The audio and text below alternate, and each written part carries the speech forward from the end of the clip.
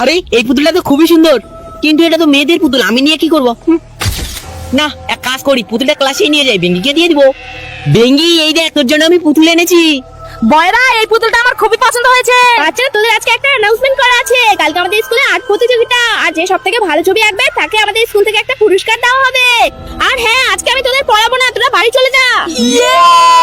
বেঙ্গি, তোর মন খারাপ কেন? বয়রা, তুই তো জানিস আমি কিছুই ছবি আঁকাতে পারি আরে না। তুই মন খারাপ করিস না, চল। শুধু দেখ, বেঙ্গি তো খুব সুন্দর ছবি এঁকেছে। হ্যাঁ রে, এবার তো মানে বেঙ্গি ফার্স্ট হবে।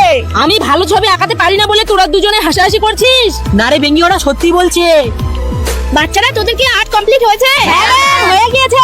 বাচ্চারা, তোদের আর্ট কম্পিটিশনে ফার্স্ট হয়েছে বেঙ্গি। হ্যাঁ, আমি কি সত্যিই ফার্স্ট হয়েছি? হ্যাঁ, আর তুই খুবই সুন্দর পুতুল এঁকেছিস, এই দেখ। তার মানে এটা কি জাদুই পুতুল?